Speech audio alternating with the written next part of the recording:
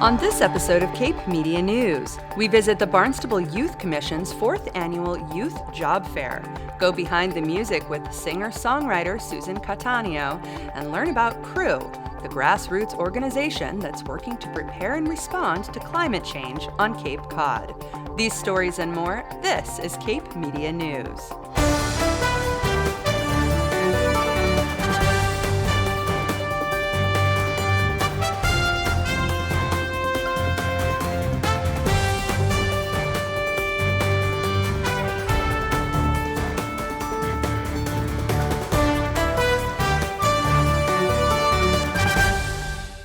This is Cape Media News, your local authentic newscast for Cape Cod. I'm Gabrielle Rawson. Thank you for joining us. Cape Cod continues to take precautions against coronavirus this week. In response to Governor Charlie Baker's announcement last Tuesday declaring a state of emergency in Massachusetts, many Cape events have been canceled or postponed until further notice. In national news, Donald Trump announced a 30-day travel ban from Europe to the United States, stating there will be limited exceptions made for medical personnel and Americans who have been screened for the virus. As of the taping of this show, Thursday, March 12th, there are currently no confirmed cases of coronavirus in Barnstable County. To learn more about coronavirus and how to prevent illness, visit the Center for Disease Control and Prevention at cdc.gov. Well, regardless of your political views, we can all agree that Cape Cod has felt the effects of climate change. From erosion to rising tides, these changes seem to be coming on faster than we can manage. But according to the group C.R.E.W, which stands for Communities Responding to Extreme Weather, there's still time to make a difference. In collaboration with the Sturgis Library in Barnstable, they recently held a 2-part public discussion to help teach preparedness during these changing times. Emily Tulloch reports. Climate change. It's on the minds of many. But what exactly does it mean? And is it really impacting our environment? Broadly speaking, a really large picture. Climate change is what people are seeing in terms of it's not just one freak storm or one heat wave, it's the preponderance and the repetition and the clustering of them recently. So we're seeing that the last 15 years have been the hottest on Earth, that the oceans are hotter than ever, that there's been more storms. And so if you look at it from a scientific perspective, you have sort of a stable hundreds of years of data, and then you have a really unstable period which we're currently in. And so we say, okay, the climate has been changing. And that's caused, we think, by the greenhouse gas effect of more emitted CO2. As CO2 gets emitted into the atmosphere, the heat can no longer escape, just like you would have a greenhouse where you would grow plants through the winter because the heat can't escape there. So we're doing that with CO2. To help educate people on the issue, a grassroots network known as Communities Responding to Extreme Weather has paired with Sturgis Library to present a 2-part series discussion on climate change and Cape Cod. C.R.E.W takes the idea that even if we were to suck all the carbon out of the air tomorrow, that we'd still have to deal with a lot of the effects of climate change. So we don't take the view that climate change is going to happen, but rather that it is happening. So we're hosting this discussion to sort of do our duty as, I think, committed citizens and also people who are concerned about the planet to figure out what we can do. And we're hoping that residents see that climate change action is not something that they have to be a big, strong activist for, or something that's really a different part of their life, but something that they can incorporate into their communities. Water quality, ocean shores, and marine life are just some of the areas being affected by climate change, according to Gideon. So Cape Cod is vulnerable to erosion, to increased storms. You're seeing a lot of marine life effects. Cape shellfish population is at 1% of it was in the 1950s. Lobster and other things are moving north into deeper waters because they need colder water to survive. Cold stunned sea turtles, loss of native wildlife, and then you're also seeing effects that interact with who lives on the Cape. So you're seeing ponds and eutrophication and sort of cyanobacteria, blue-green algae. So you're seeing things like that on the Cape, as well as general patterns of heat wave, more flooding, more storms, more water, things that you're seeing all across Massachusetts. Sturgis Library hosts these discussions because they value preservation and education.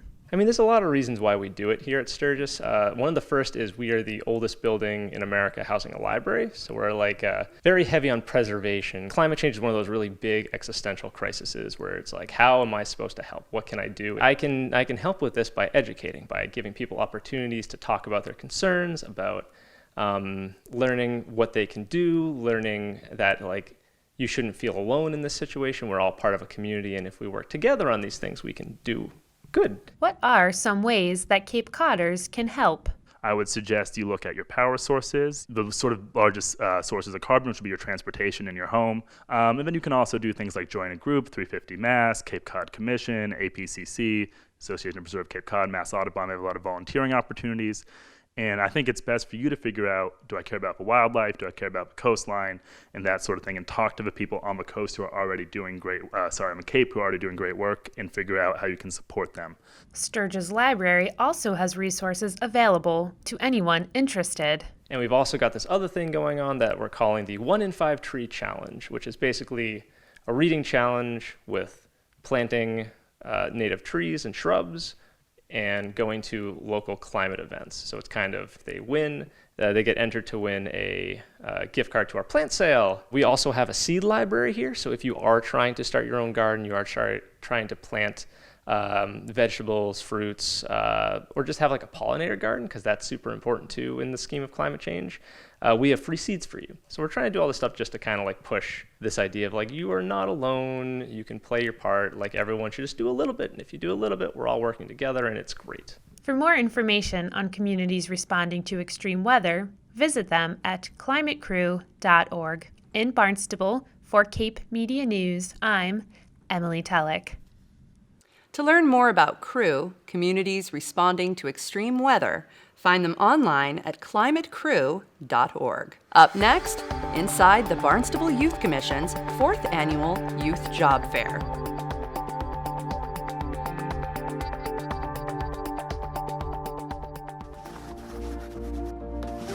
Beginning in March, the U.S. Census Bureau will invite households across the country to participate in the 2020 census. But what is the census? Simply put, the census is a head count of every person living in the United States. To be sure the government represents the people, the U.S. Constitution requires a population count every 10 years. Ever since 1790, the census has determined the number of seats each state receives in the U.S. House of Representatives. It is, and always has been, a cornerstone of our democracy. We still use it to determine representation, but leaders also use the data to make decisions. Your response helps guide planning for the future of our communities. The 2020 census will help inform decisions on how billions of dollars are allocated annually for critical public services like roads, schools, hospitals and healthcare clinics, fire and emergency response services, and hundreds of other programs. In 2020, for the first time, you'll be able to complete the census online, by phone, or by mail. It asks a few simple questions, like how many people live in your home on April 1st, including their age and sex, and if there are any children living there. You should know that by law, all census responses are completely confidential, and your personal information cannot be shared with any law enforcement agencies. Every person counts, no matter who you are or where you live. So whether your family has participated for decades or the 2020 census will be your first, we all have a role in shaping the future of our country.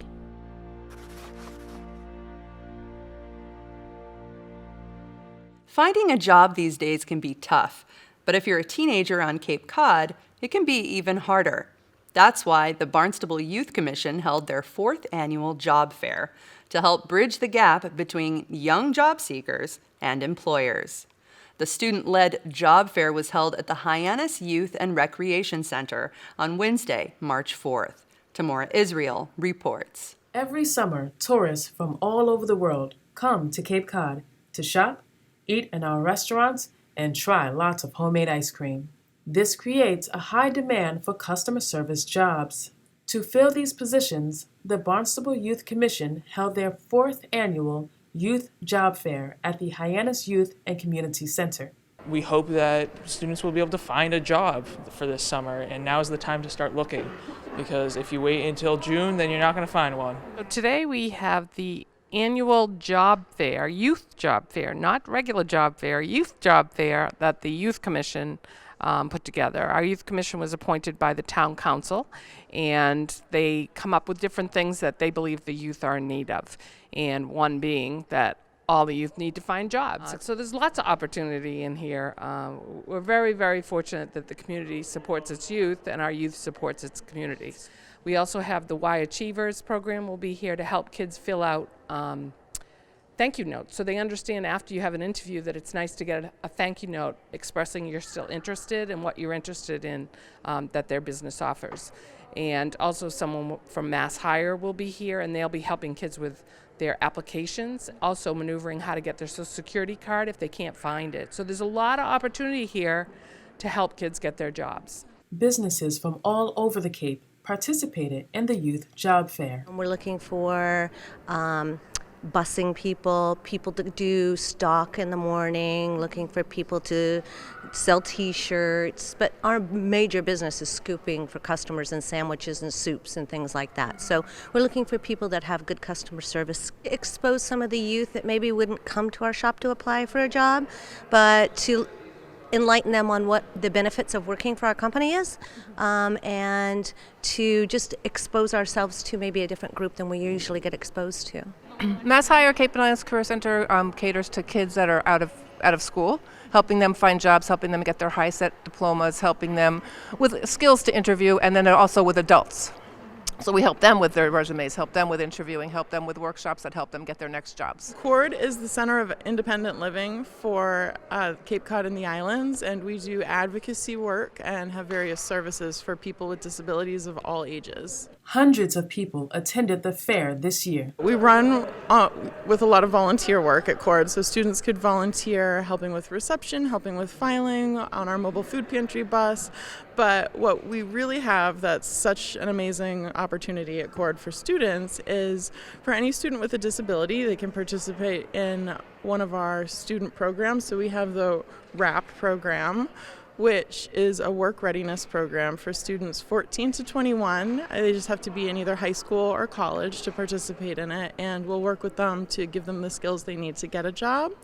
And then we also have our TAP services, which is advocacy for students, and that's anybody under 21 years old. We wanted to make sure that students with disabilities were being included in job opportunities and that they knew about our services. So if maybe they see a job that they really love here, but they need a little extra help applying, they know that we're here for that. Maybe they notice while they're here that they have some other skills that they need to work on. They'll be able to connect with us and know that we're here to support them. We hope that everyone benefits from this. We just hope that the businesses get employees and the students, they can work this summer. The 4th annual Youth Job Fair was held on March 4th at the Hyannis Youth and Community Center. In Hyannis, for Cape Media News, I'm Tamora Israel. The Barnstable Youth Commission meets every second and fourth Tuesday through June at 6:30 p.m. at the Hyannis Youth and Community Center on Bassett Lane. If you'd like to become a member, applications can be found online at townofbarnstable.us/Youth Commission. Up next, Behind the Music with Susan Cattaneo.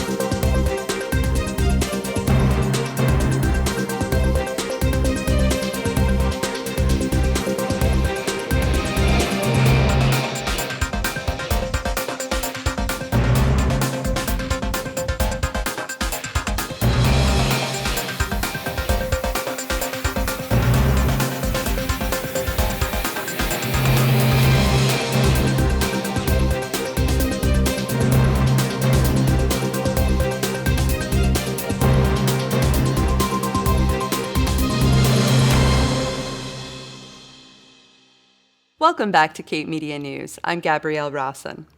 If I told you that anyone can write a song, you'd probably laugh at me. But according to singer-songwriter and Berklee School of Music instructor Susan Cattaneo, it's true, if you have the right techniques. She recently held a songwriting masterclass here at the Cape Cod Community Media Center in Dennisport. Cape Media News reports.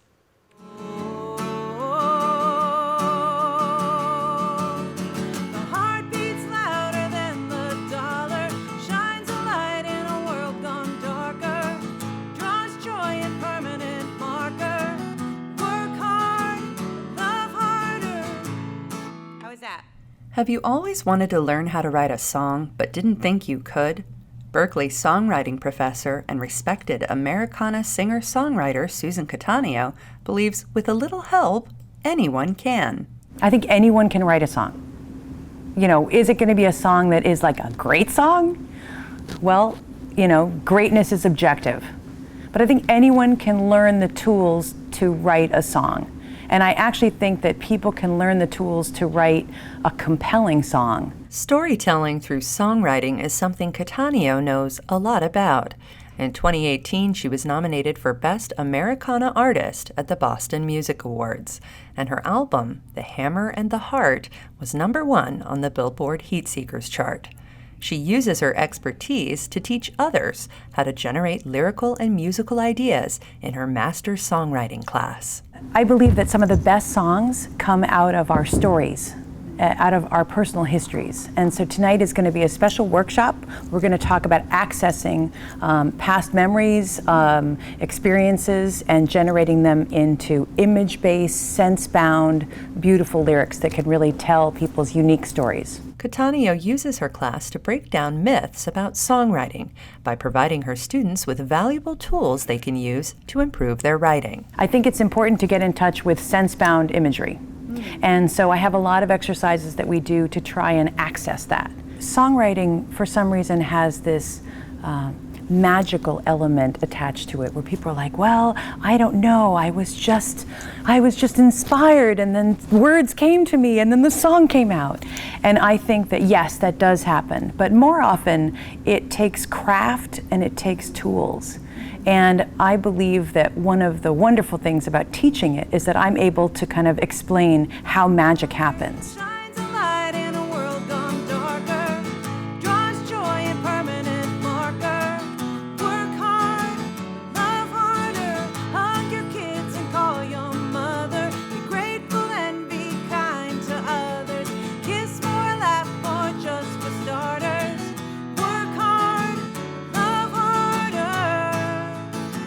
The verb is to play music. It's not to self-loathe music. It's not to hate yourself music. It's to play music. And I believe that songwriting in its very art should be a playful form. And, you know, I think that what kind of goes hand in hand with that is the fact that if you do it often enough, it almost becomes less precious, because if you don't hit it out of the park one day, you'll hit it out of the park the next day. So I think, like, I would say one of the most important things that I would like songwriters to leave my clinic with is the idea that writing is fun, creativity is fun. To learn more about Susan Cattaneo or to attend her next Master Songwriting class, visit susancattaneo.com. In Dennisport, for Cape Media News, I'm Gabrielle Rawson. If you'd like to learn more about Susan Cattaneo or attend her next Master Songwriting class, visit susancattaneo.com. That's susancattaneo.com.